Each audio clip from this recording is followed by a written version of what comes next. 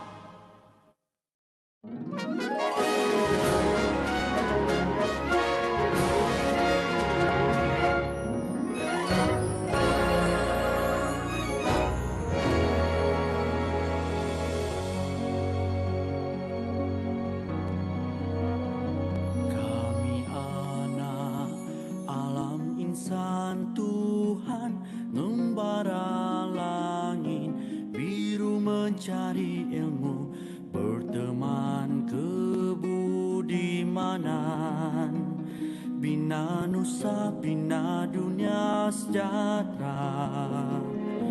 Yuni utama ibu yang tercinta, kami doa lanjut usia bahagia.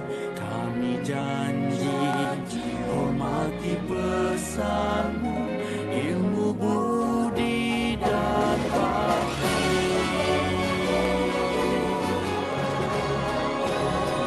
Kami anak alam insan Tuhan membara langit biru mencari ilmu berteman kebudimanan bina nusa bina dunia sejahtera. Ini utama ibu yang tercinta, kami doa lanjut usia bahagia. Kami janji hormati pesanmu, ilmu budi dan bakti. Ilmu budi dan bakti.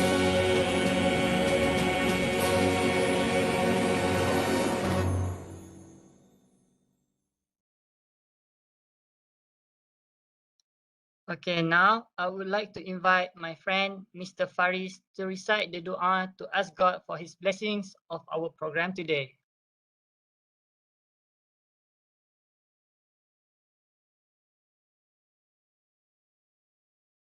Faris, can you open your mic?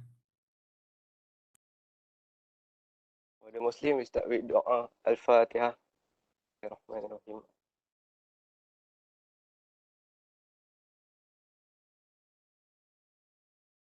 Bismillahirrahmanirrahim.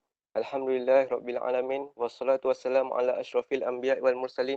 Wa ala alihi wa sahbihi ajma'in. Allahumma salli ala Sayyidina Muhammad wa ala alihi wa sahbihi wasallam. Praise be to God, the Lord of the world. Peace and blessing be upon our Prophet Muhammad sallallahu alaihi wasallam and his companions, and for those who followed his example till the judgment day. Allahumma ya Allah. On this blessed morning, in conjunction with our program, we are grateful towards you in a favor of all the infinite blessings to us, your humble servant, to live in safe and prosperous life. We seek your blessing for a flawless progress of this event from the beginning till the end. We seek your guidance to steer clear of events that would detrimental the progress of this event. Ya Latif Ya Rahman, please bless us with your taufiq and hidayah. Please guide us and University Utara Malaysia to greatness, peace, glory and prosperity in this world and the hereafter. Make us a responsible intellectual. Grant us with a valuable knowledge that will be beneficial to mankind in order.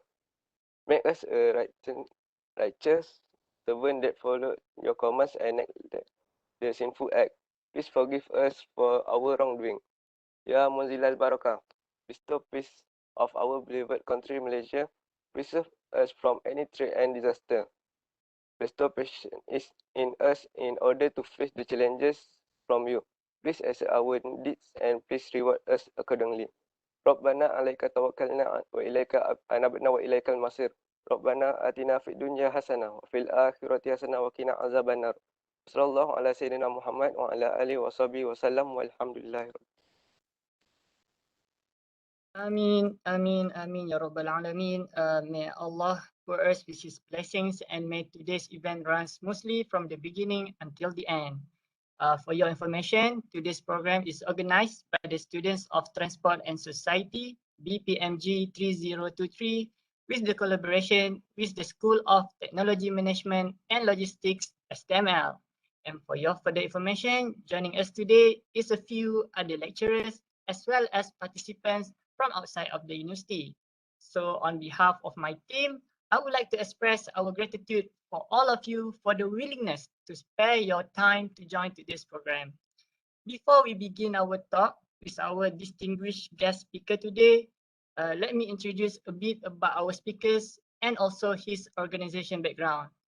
So first of all, our main panelist here is Mr. Tony Lim. He is currently the Chief Executive Director of EH Utara Holdings Sdn Bhd, which is a third-party logistics service provider. For your information, he is also the founder of the famous Thai noodle restaurants, which is Boat Noodle. So maybe if you guys have been to Boat Noodle, you know, like maybe in Aman Central and indulge in the tasty food and drinks. So now here we have the founder itself. He is also the co-founder of Hello Foods.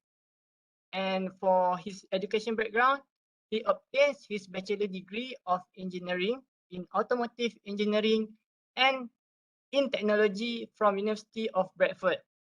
He is also a keen car guy and have various cars in his collection. During his free time, he loves cycling and golfing. And it is also worth mentioning that he is actually a local and he has studied in Sekolah Menengah Changlon until Form 2. And let me introduce a bit about his organization.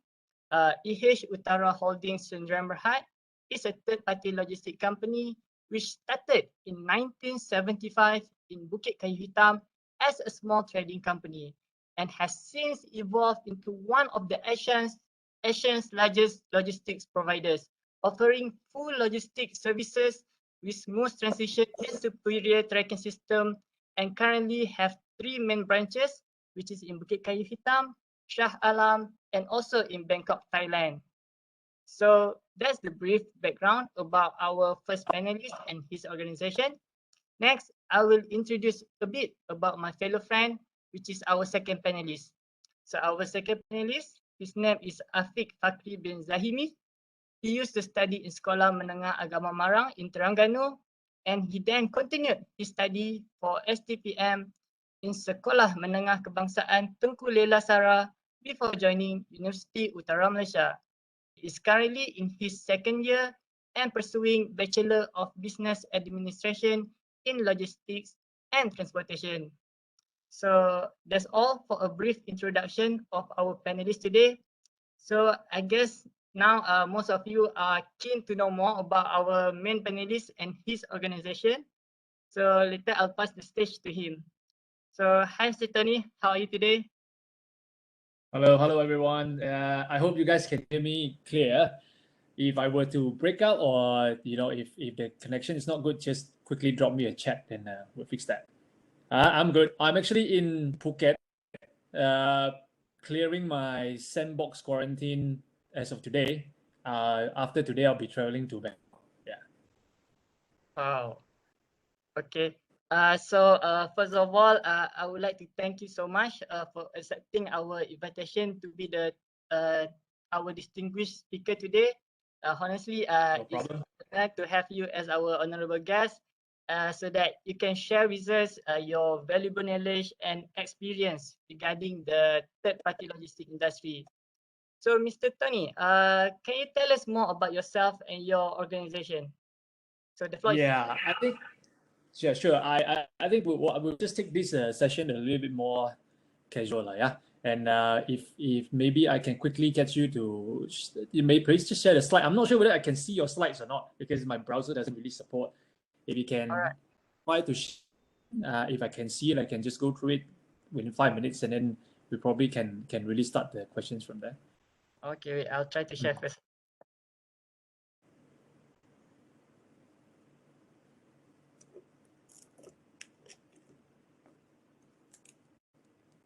Can you see the slides now?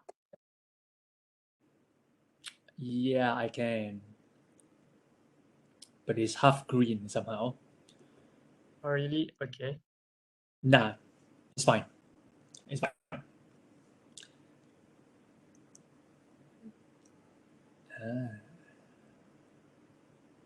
Okay. Somehow.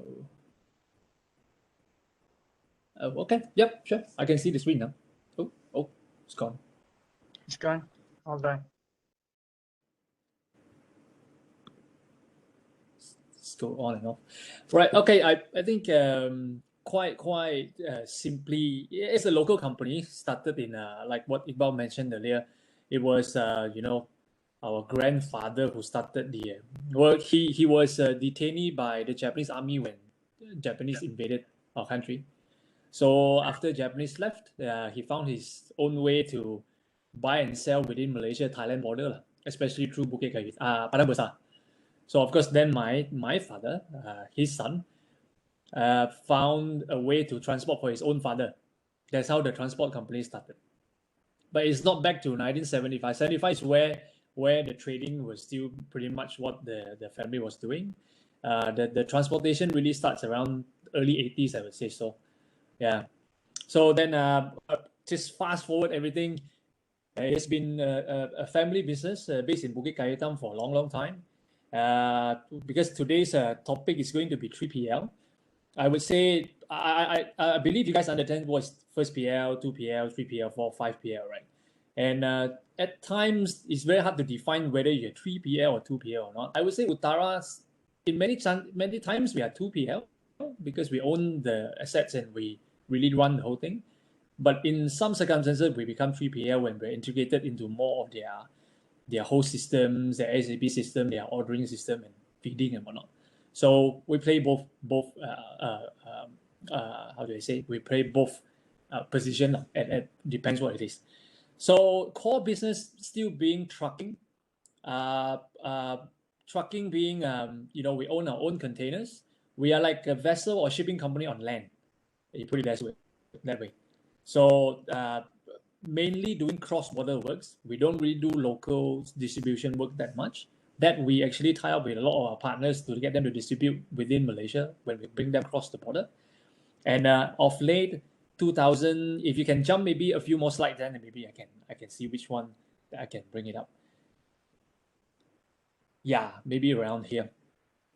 The slides belongs to our Thai office. I just picked it up from them earlier today. So in 2016 is where my mom and dad, who is now in Changlun, decided to say they want to retire. That was before 2016, really. So I told them, oh, fine. We have multiple ways to get them to retire, as to get back whatever cash they've invested in. So it's one, you typically people will go for IPO and get your market to be listed on the Bursa and whatnot. But second thing is, I think the earlier one is to find a strategic partner who are also in logistics that come in to take over the shares of my mom and dad. So we got together with a Japanese company called Fukuyama Transporting. You can see it here. You may want to Google them a little bit. It's a huge company in Japan. We got together with them in 2016. So they are now 48% shareholder of the company. And I remain, the Malaysian team remain the ASEAN business driving team. We have a few Japanese here in Malaysia, but they are mostly on finance and reporting back to Japan. Okay. Our main office in Shah Alam, Bukit Karitam, and Bangkok. These are the 3 main offices and 3 sites that we have. Okay, let's go down a little bit. Let's see a few more slides. Yeah, that's them. Okay, let's go down.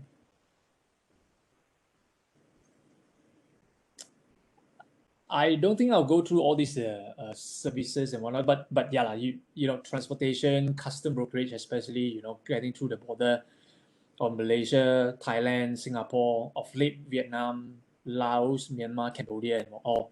So we do our own custom brokerage, we do our own trucking, and then of course we have trucks in multiple countries, and our containers are being located in multiple countries as of now. Yep. Okay, maybe let's just go down a little bit more. I'll bring up, if you guys were to have any questions, just quickly raise up. Okay, I think this map is fun. That is basically where we eat and sleep. So these are the view that everyone in the company actually can imagine every other day when they work. So you potentially have cargo coming from all these points by the road network that we see here. And the Bangkok has now become one of the more important, I call it Thailand and beyond hub, because Malaysia, Bukit Karitam is a main gate between Thailand, Malaysia, and Singapore. But if you were to go anything further than Bangkok, then it will be the Bangkok team who is arranging the rest of the thing to Yangon, to Vientiane, Hanoi, all the way into China. So yeah, Bangkok team is the connecting point now. Yeah, so, okay, let's go further down. And basically, I think these are the slides which are a bit boring. You can slow down, you can scroll down to maybe you can see a bit more pictures. These are maybe what the team trying to present to the customers. Where are the border point, border town, where they cross and whatnot. Just to state a little bit of example, how long does it take to truck something from Singapore all the way to, let's say, Guangzhou to China, let's say, okay? That will take you about 10 to 14 days door to door. That's just some information for you guys. A lot of people ask, can you truck all the way to China or not? Yes, you can. And to truck something from Singapore to Bangkok takes only 3 days door to door. So it's actually quite fast. Okay, yeah, let's go down a little bit. I just want to go through some pictures, then. And that's how typically we work in Bukit Karitam. The Thai trucks come, bring the container, the Malaysia trucks meet them, we change the container and go. We don't touch the cargo inside, we are like a vessel. So every other border happens in the very same manner. GPS, crane, stacker, this and that, all the standard features of what companies will have. Yep. Container size, or we will start to run our reefer containers also coming April. Apart from that, we have, let's go down. I think one of the things that I want to mention also, sometimes cargo comes in all types of shapes and sizes. So the past few years, we have been focusing a lot on oversized crossing border solutions, especially to SoundCloud for oil and gas companies, to factories, moving factories between the borders, installing their boilers and machines and whatnot. So yeah, I think that's kind of sum up what the company does. and probably we can go, into the topics of what we're going to discuss today.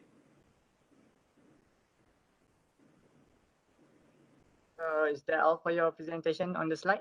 Yeah, sure. Feel free to share to anyone who may want to have a look more, Iqbal. No worries. All right, thank you so much, Mr. Tony.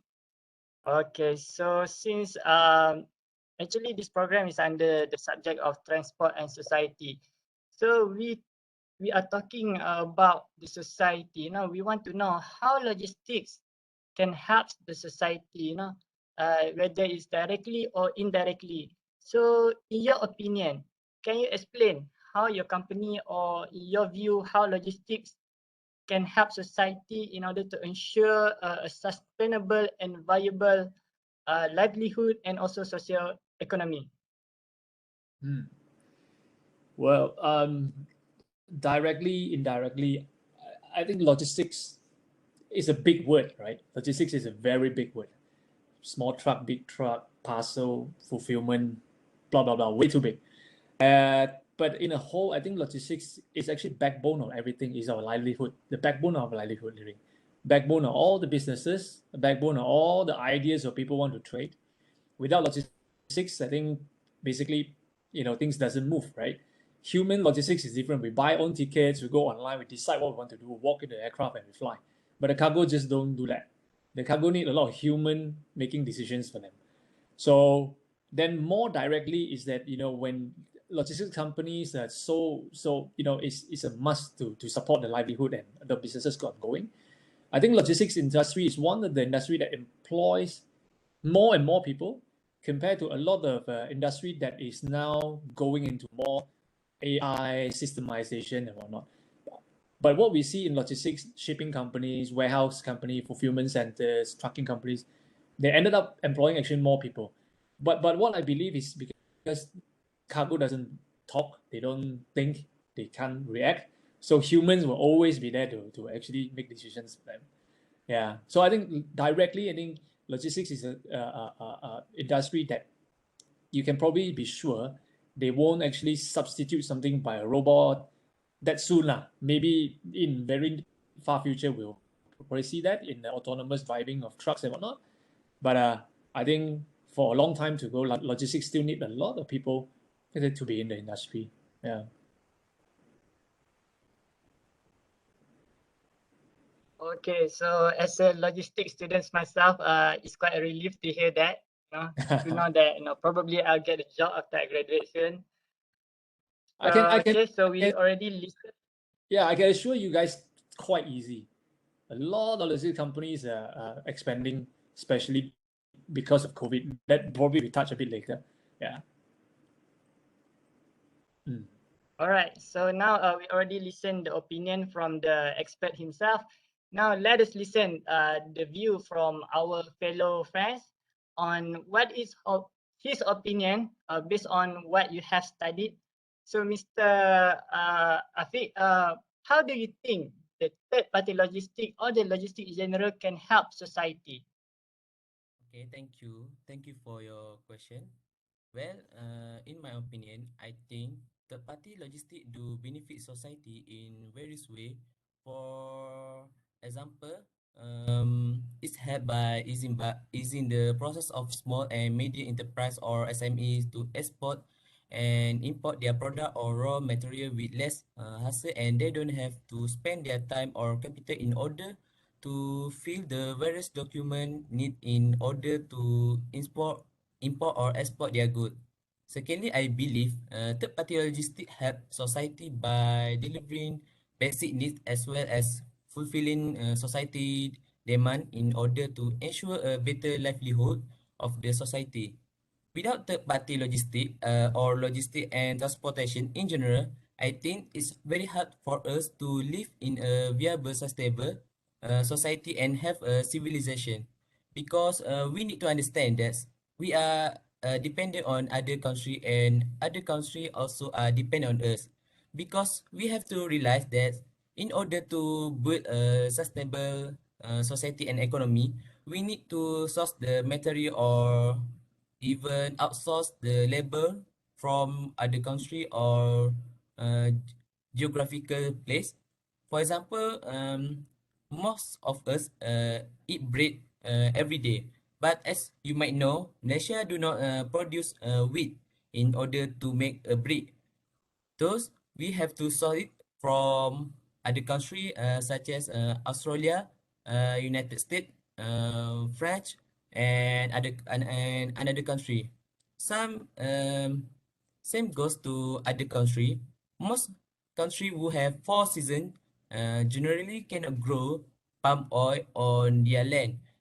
Even though palm oil is one of the most used raw material on Earth. According to World Wildlife Fund, palm oil product can be found in close to 50% of the packaged product we find in supermarket. It is used for cooking, making food product, detergent, cosmetic, and to a small extent, biofuel. Those they need to source it from tropical country wool cultivate in which are mainly in Malaysia and Indonesia. They are just some of the general example. So, in a nutshell, as I mentioned, we are in interdependent society. Without logistic service provider, it's very hard for us to have a sustainable society. Thus, for me, third-party logistics really help to improve the livelihood, the sustainability of society in general. That's my opinion. Thank you. All right. Thanks a lot, my fellow friend, Mr. Afiq. So it's good to hear, based on our knowledge and what we have studied on, his opinion, which I believe that most of us might have known already. So, I mean, it's good to know that. So, Mr. Tony, since the title of this talk is about the opportunity and the challenges of the third-party logistic business. So, can you tell us what are the current opportunity and the challenges they are being faced by the third-party logistics, especially during the COVID-19 pandemic? Yeah. Opportunities and challenges, these two words work very well for logistics company. Essentially, a logistics company, going to work in a logistics company maybe one day for you guys is about solving somebody's challenges, right? That's why you go to the office. That's why logistics companies exist. They solve people's challenges in logistics matters and solve people's in supply matters and whatnot, right? So when challenges become higher, the opportunity for logistics business become higher too. Take, for example, when COVID happens, when the world supply chain got stuck for a couple of months when China shut down, Europe, US has nothing, and when Europe and US, when China reopens, Europe shut down, US shut down. So we have this one full year of supply chain backlog, right? And that has, continued for the past 1.5 years now, and which we foresee will probably even continue towards the end of this year, 2022. So for these two words, I would always like to say when things happen, it actually, when more challenges comes up, the opportunity for logistics company just grow. Not just because of a pandemic or war or something unlucky happen, but also because of how we buy things has changed. From a big company standpoint, for example, a shampoo company, let's take Colgate-Palmolive or Procter & Gamble, Malaysia. Most of our shampoos and toothpaste come from Thailand, if you want to know. So we carry most of them across the border for them, for Malaysia use. Compared to 10 years ago when I started working with them, they have different mindset. They used to stock like 21, 30 days of inventory in Malaysia and because of the trading terms and whatnot. But when, all these borders start to reopen, you have a lot more import and export procedure has eased off a lot. You don't pay so much duty and whatnot. So they changed because they changed the way how they do business. Now they only stock very minimal, almost just in time. When you move to just in time, then the challenges become higher. But then, of course, opportunity for logistics company also grow. So you need to invest more containers. You need to invest a little bit more equipment to help them to run that kind of timeline. Down to a very individual consumer like all of us, we buy things online now. If a seller were to say, I send you in 1 week, you'll probably just, nope, I'm not going to buy from you. You want it in 3 days, you want it in 2 days. The best is I want it tomorrow. So when human change, the challenges of logistics definitely will rise. But when that happens, logistics company will just have to grow and keep on moving forward. So, just really to sum up, these two words are always the main two words that I think logistics. So always when people come to work in the company, I tell them, if you want a work that you go and do the same thing every day, no, logistics is not for you. Logistics is something I would say very lively. You go to office not knowing what you're going to face or what your customer is going to call you, what they need. Yeah. Okay. All Back to right. you. Thank you so much, Mr. Tony, for the insightful opinion. I guess it's really like open up our minds. What are the issues that are being faced by the logistic industry currently? So now let us move to our second panelist. So from a student perspective, what are your opinion on the opportunity and challenges that are being faced by the 3PL and the logistic industry in general? From my point of view, I think of the biggest opportunity right now for the logistic industry in general is the COVID-19 pandemic itself. Even though it is not a good thing to happen in most of the industry, in my opinion, it is certainly a good thing for the logistic and transportation industry. This is because due to the movement control order, or we call it MCO, and border crossing restriction in most part of the world, people and business are more reliant on third-party logistics service provider in order to ensure they are able to source their need. Without realizing, we use logistics service in most of our daily life. From using e-hailing, right, such as a Grab, to food ordering, such as Food Panda, as well as online shopping through Lazada or Shopee. The individual in a society itself can grab this opportunity by being the rider for the food delivery company, or their mass opening their own parcel drop off and pickup center. Personally, I have known my friend or a few people who able to live a good life by doing this thing. For third-party logistics specifically, I believe that as long as the border crossing restriction is still in the place, the 3PL industry can sustain a profitable business. In in terms of challenge, the COVID-19 pandemic itself do pose some challenge. For example, due to the new normal or new standard operating procedure (SOP), there might be some delay in the transportation process. This because, for instance, the truck driver need to be trained on the truck cross the border, as well as the constraint on the number of workforce due to social distancing. And when one person or individual is infected with COVID-19, other people who had a close contact with that person need to be quarantined as well, which is further decrease the workforce. At the same time, from my observation, there are plenty of newcomer or newbie in the 3PL and logistic industry as a whole. This will increase the competition among company will decrease the market share for the industry player. So there are just some of the opportunity and challenge from my point of view.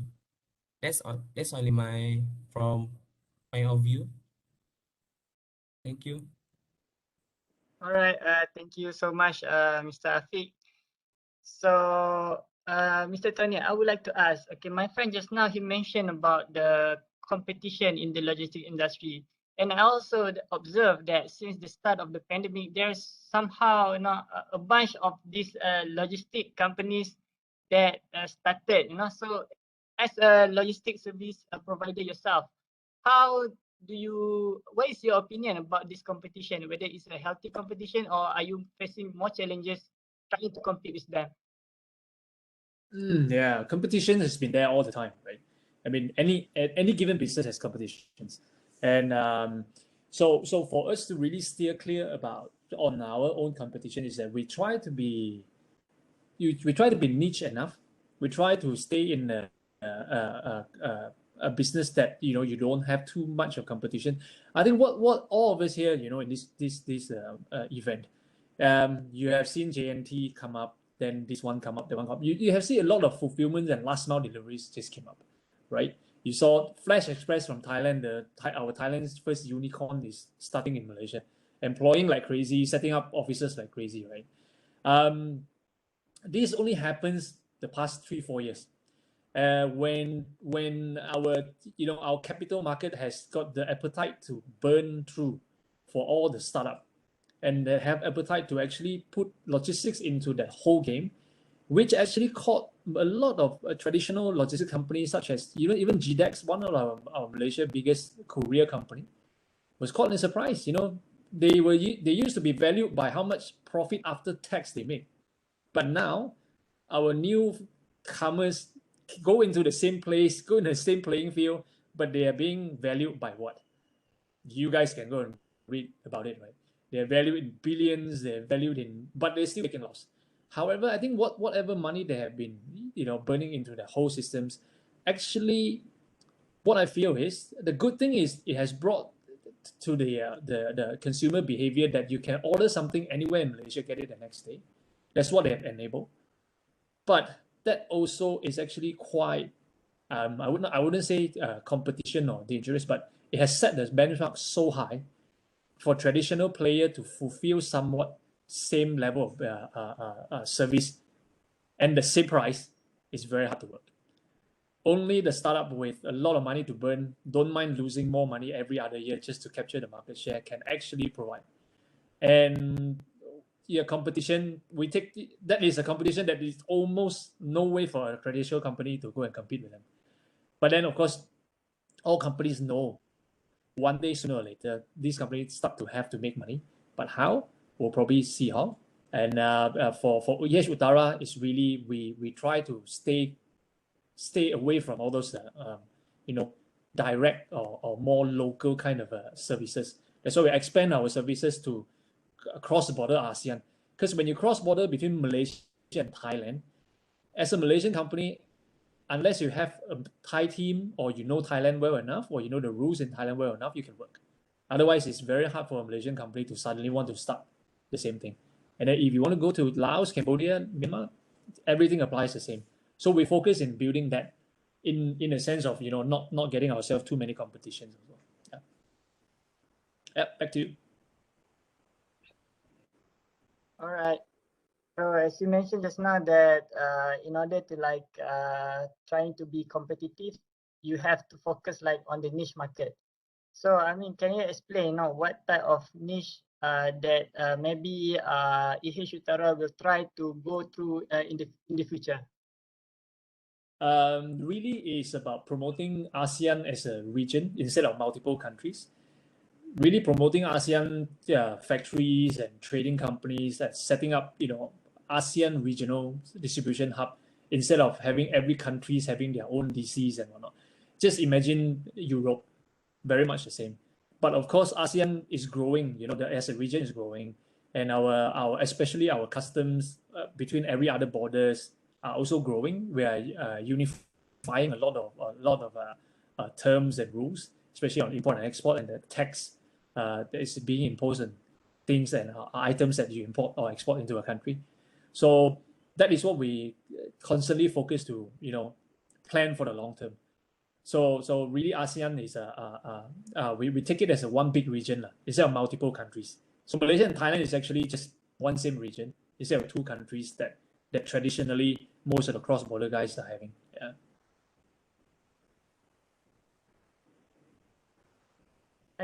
Okay. So basically, from what I understand, is that your plan is try to make it more interconnecting so that the transportation process will be much easier and smooth within ASEAN. Is it correct? Yeah. And I think what EH Utara touch most of the time are business to business. We don't really we don't even deal with B2C at all, right? It's a lot of B2B. So our consideration and thinking or planning has got a lot more to do with businesses planning. So how for example, how Toyota Malaysia can cut costs in producing a Camry. And that's what we always have to help them to think.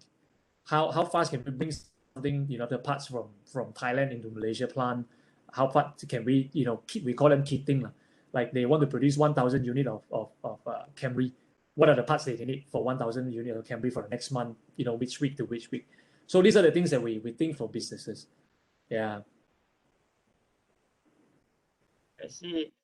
So another question from me is that I believe that some of the students that join us today is not just logistics students, but also from other fields such as analytics, marketing, and also technology.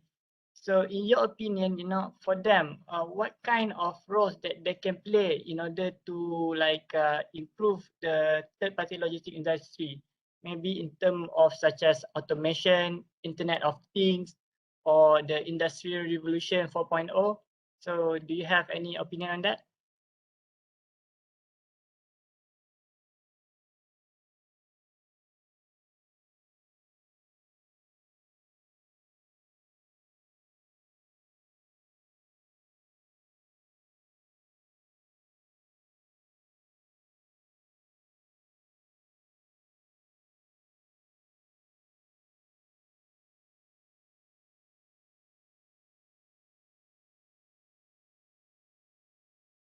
Mr. Tony, sorry, I cannot hear you. Sorry.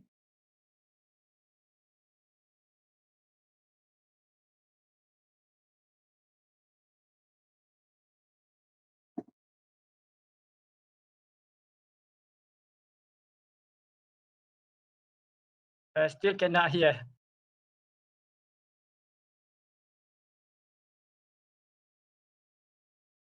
Or maybe you can try to change your audio connection.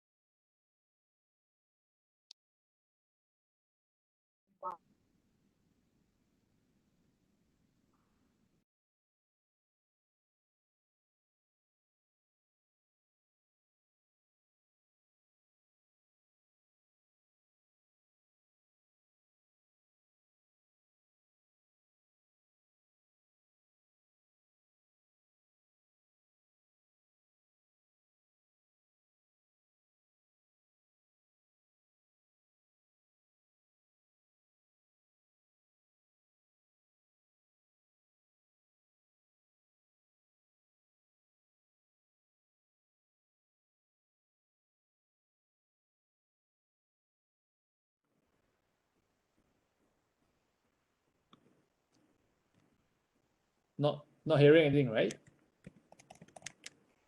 No, now can hear Can already. hear you, Mr. Tony. Can? Can. Yeah, it suddenly become can very already. soft. It's okay. Maybe the connection. Yeah. Where did I left just now? Sorry. About my question on the roles of other students on how they can contribute to the 3PS, such as automation, Internet of Things, IR 4.0, etc. I think it's going to affect, not going to affect the whole logistics industry, but it's going to affect, some parts of the industry. For example, our picking processes in our warehouse. You used to have manual work. Now you can be picked by robots, right? You have seen that the robots moving around and all those kind of stuff, lah. But then if you were to imagine any, autonomous driving trucks on the road, whether it will happen so soon, I don't know. Maybe it will, maybe it won't. And locally, very hyper locally, you see, somewhat of your e-hailing platforms coming to offer trucks like the Lorry.com and Holio in Singapore, trying to offer, shipper and consignee to book their own trucks online, not going through 3PL. So that is actually also kind of kind of a, what do you call it? What did they use the word again? What they always like to use? Just slip off my mind. It's fine. Disruptor. Those are disrupt the traditional way of things being done. Yeah. However, I think even the platforms won't replace completely of how 3PL works, because to transport something is it's not as simple as somebody getting into a taxi and go to point from A to B. To transport something has got a lot more documentations, making sure that things are correct, because the cargo don't walk, don't think, like I said again, right? So maybe the platforms will replace to a certain extent, but not all. So yeah, back to the questions of whether the technology is going to replace, yes, to a certain extent, no to also to a big certain extent. Yeah. Okay, thank you so much, Mr. Tony, for your answer. So I was informed that you have to leave a bit earlier, right? Since you have an important meeting after this. So Yeah, I got to go I about guess we 10:45. can go. No, 11:45. Yeah, 11:45 lah. Can. All right. So I guess I'll move to my last question before we move to the Q&A session. So my last question is Yeah.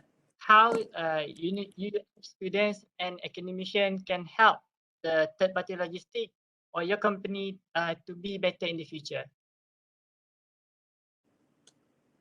Sure can help, you know. How to help? Well, take uh, take any opportunities offered, to you guys, when especially during the placement and whatnot. Go to the company. Try to also, not just the Utara, but any logistics company that you can join. Go and join them, and always remember, logistics company is not something that you can expect to do the same thing every day. And even if the things has been so constantly the same every day, as a logistics guys, you got to try to see if you can improve it or not. Not to say since it's working, then it's fine. Let's not do it. Anything about it. So logistics is really about that. How to optimize. Then think of who your shipper and consignee are. Any other challenges that they are facing. How can you improve? So in many times, I think being a fresh graduate, this and that, yes, we study a lot in universities. I didn't get to study logistics in my universities, but I think that's how I grew up. That's what I heard from my mom and dad, heard from the office all the time, right? Understanding, the more you're understanding someone's challenges, that's a better way for you to help them to solve as a logistic company. So always keep the mind open. It's an exciting and never boring kind of industries that you're going to join. Yeah. All right. So thank you so much, Mr. Tony, for your insightful No sharing. problem. So okay, due to time constraint, we are already approaching the end of our talk. So now we will move to the Q&A sessions. So if you guys have any questions, you can ask in the chat box, or maybe you can open your mic and ask to Mr. Tony directly. Or maybe if you want to ask for internship placement for him, maybe he can consider. Can you hear me now, Ibab? Can, right? Yes, can. Yes. Yeah. We do have quite a number of internship every other year from UUM, I think. So okay, now we have one question from Alia Zulhazmi. So her question is, are job opportunities for logistics and transportation students in the field of logistics are in high demand currently? Yes. For the past 2 years, just crazy. We ourselves are being headhunted so much. Even I myself was offered job on LinkedIn. That's how high demand it is, and all different kind of industries. I mean, all different kind of level of logistics are all highly in demand. Yeah.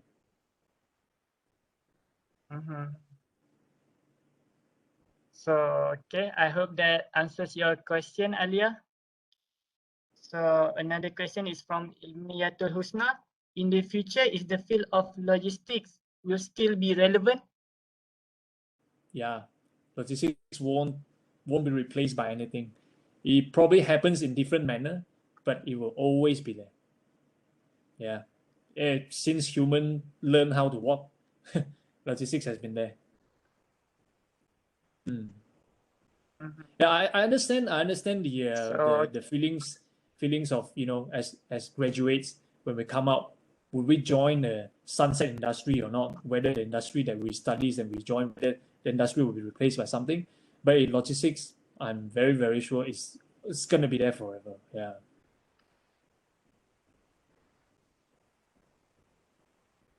Okay, so I hope that answers your question, Ilmiyatul Husna. So if you guys have any more questions, do drop it inside the chat box, or you can open your mic. So actually, I myself have my own questions I want to ask you. So I want to ask a question from the perspective of entrepreneur as a business owner. So what are the challenges in setting up a logistic company? In terms of maybe government regulation, is there any constraint on that? If it's going to be a 3PL company, the entry barrier is actually quite low. That's why you see a lot of smaller 3PL companies everywhere, right? If you know a shipper, or you know a consignee, you know somebody who's importing or exporting things, if you know them well, you know logistics well, you know how to solve their problem, you probably can start a 3PL company. So entry barrier is actually quite low.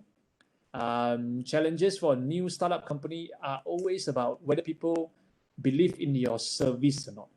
Because logistics, put it this way, it's not something that a company wants to change every day. It's not like we today take Grab, tomorrow try out some other taxis, or today Food Panda, tomorrow Grab food. No, especially B2B, especially. So business to business, factories and importers and whatnot, they want something stable. They want the service to be there. So to start up a company, the earlier challenges will be convincing people to try to use your service and to deliver the good service to them, so they can have no headache lah.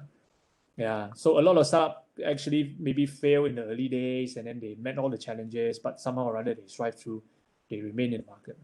Yeah. All right. Thank you so much for your answer. So any more questions, guys? So actually, I also want to ask another question. So since Okay, this is go ahead. a golden opportunity for me, it's not easy that I can get to have a session with an entrepreneur like you. So now let's Okay, no move problem. aside from logistics a bit. Since you are also like the founder of Boat Noodle, right? So I mean, like, what are some of your experience and maybe a valuable insights that you can give us, in order to start our own business? So what are your tips on that? And also maybe you can share what are your plans in the future for Boat Noodle, or maybe any other company. Yeah. Well, I'm 42 this year. So, right. So I've been, after my studies, I came back to Malaysia in 2001. I didn't get the chance to work for any company. I went to interview for a few factories. I wanted to be an automobile engineer for Proton, but they kind of reject me. I didn't get the job in Honda as well. So I ended up having my own car workshop for a few years, and time's up. I went back to the family business and whatnot. Typical questions is, people will ask entrepreneur what's the tips, what is the advice to start something. But I think from my own experience is that, if you are ready to start something on your own, or you want to try something on your own, first thing first is something that you like, not about just making money first. It's something that you like and something that people need, because people are facing the challenges. It's not something, some people start a business like, I'm very good at making something, so I want to make it as my business. But the problem is, whatever he's good or she's good at making is not what people need. So the business doesn't really work. It's okay to survive, but it doesn't really grow, it doesn't really work. So to really do a business is really about understanding what is missing in the society, right? So logistics is always about what is missing between, the parties who need logistics services between. So we know what the factory needs between ASEAN region, how they distribute from their factories to other countries. And if I were to put this to our noodle shop, I started a noodle shop in a very same manner. I think as a country in Malaysia, we are multiracial, and I grew up in Changlun. and I have multiracial friends growing up, right? Even in our offices, we have different people working. So whenever we travel, especially there was one incident that we were in Cambodia. Then we have a few managers who were Muslims, a few non-Muslims. We were there together, and during dinner time, the non-Muslim group was like saying, "Hey, tonight we go somewhere eat, but we cannot tell the we just go ourselves because it's a non-halal place." So that has always been happening. So I said, Malaysia, in a sense, we eat pretty much the same thing. We are not too far apart.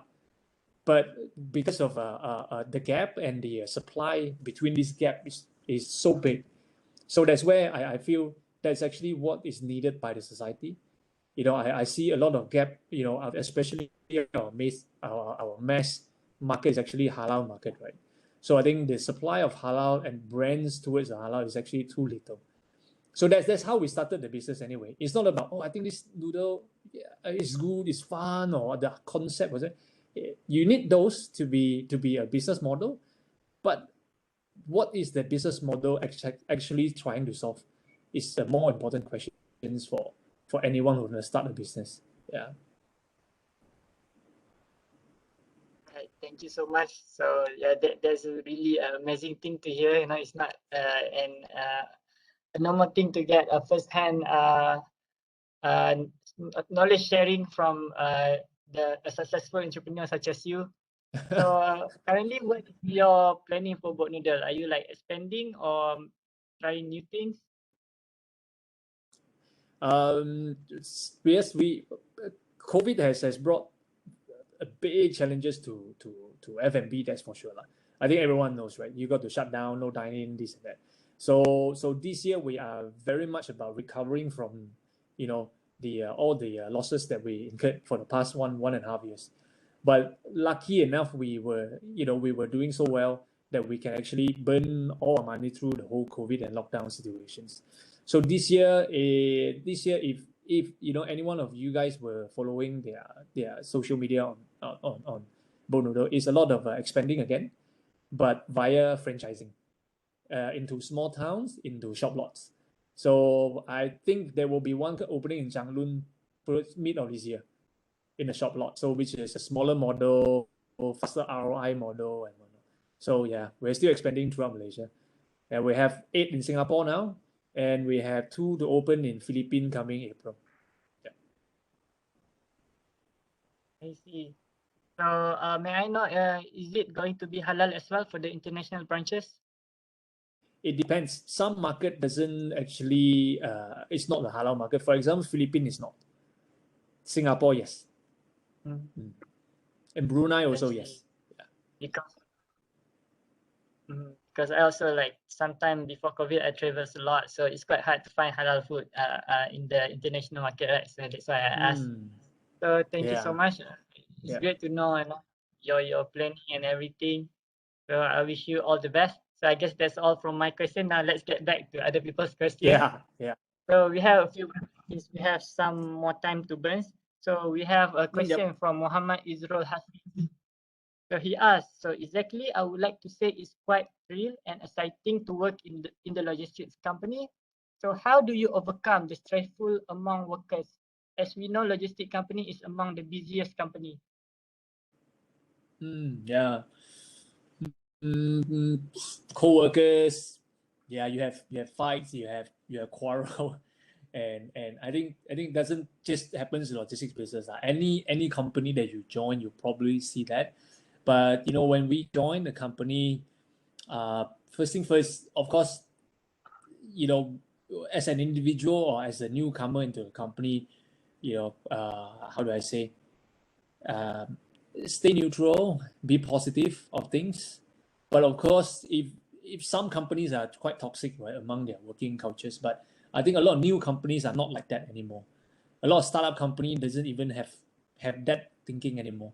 But if you're joining a very traditional company, has been there for a long time, or maybe the decision makers are the more senior people, you may see that actually in maybe most of the family runs and not so corporatized kind of structures and whatnot. So maybe before joining a company, it's good to understand what is the corporate structures, exactly, what are the reporting lines, not to how do I say, Not to say to know who is your boss and who is not, but it's good to understand how the company works. Yeah. And yes, sometimes it's really stressful in logistics industries. Yep. All right. Thank you, Mr. Tony, for your answer. I hope that answers your question, Mr. Izrul Hafiz. So another questions from Mr. Faris Nazmin. So he asked, what is the impact of logistics on the development of the country's economy with the life of the community? What's the impact of 6 million? What is the impact? I'll take your questions as far as I understand.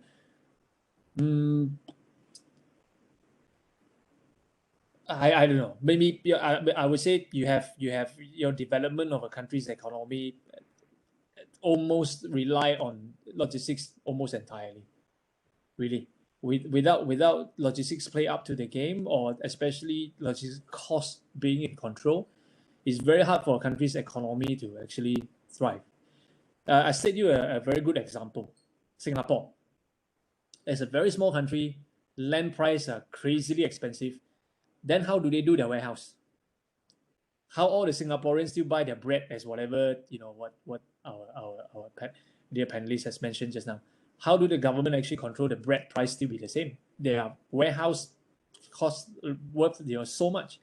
So very typically in Singapore, most of the warehouse land, if you are a company who operates warehouse, the lands are actually sold to you by a government with very cheap price, which you cannot use to resell and make profit out of within maybe 30, 40 years, put it this way.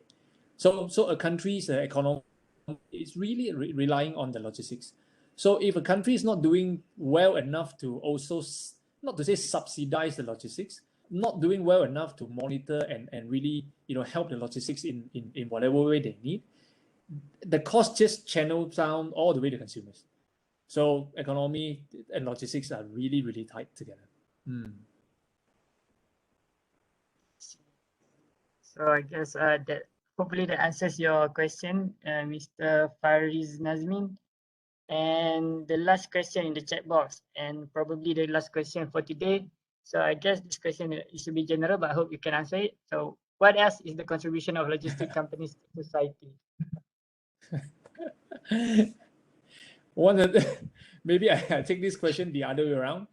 Logistics being the biggest contribution of your greenhouse gases. That's what we want to try to see how to reduce. Positive contribution, plenty.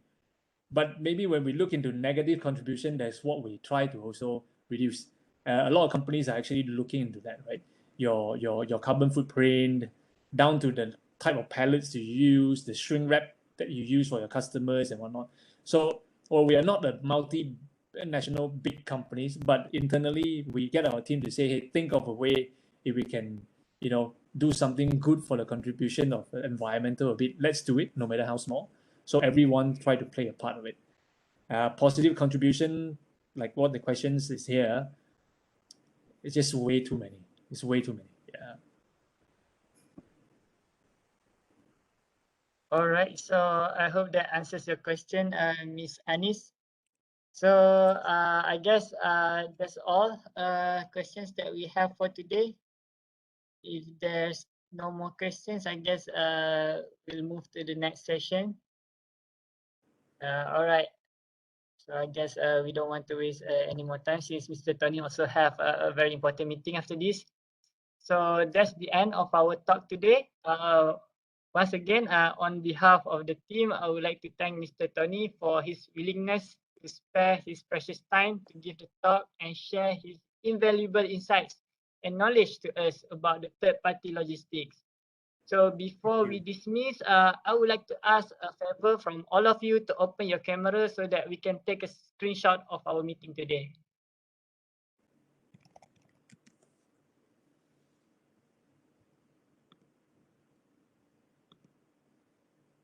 So let's open your camera, guys. We're gonna take a screenshot as a memory.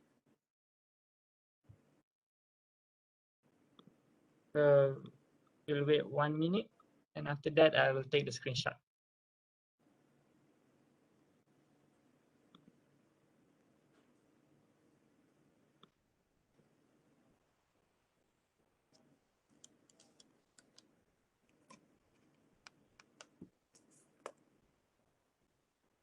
Ataupun situasi darurat yang lain.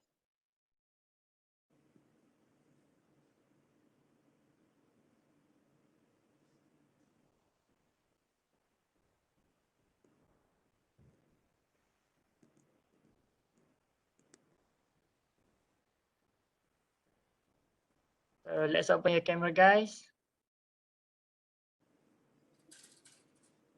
So I guess most of them is quite shy today, or maybe they haven't taken the shower yet. So all right, already 11:36. So all right, I'll take the screenshot. Okay. Cheese. Okay, so I guess we only have one more time. Freestyle. Sorry, okay. 1, 2, 3. Okay, last one. 1, 2, 3. All right. So I guess that's all for the photo shoot session. So once again, I would like to thank Mr. Tony for his acceptance of today's invitation. I personally would like to apologize for any shortcomings from me and my team. And on behalf of my team, we would like to thank all of you for joining to this program.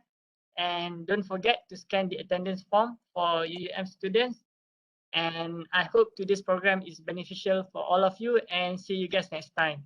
Goodbye and Assalamualaikum. So thank you so much. Thank you for Tony. inviting, Hope Iqbal. you're okay. Good job. Thank you. Thank you, Iqbal. Thanks for inviting. Good job, you guys. Luck All for the your best, guys. All right, bye-bye. See you Bye. again. See you again, Mr. Tony. Bye.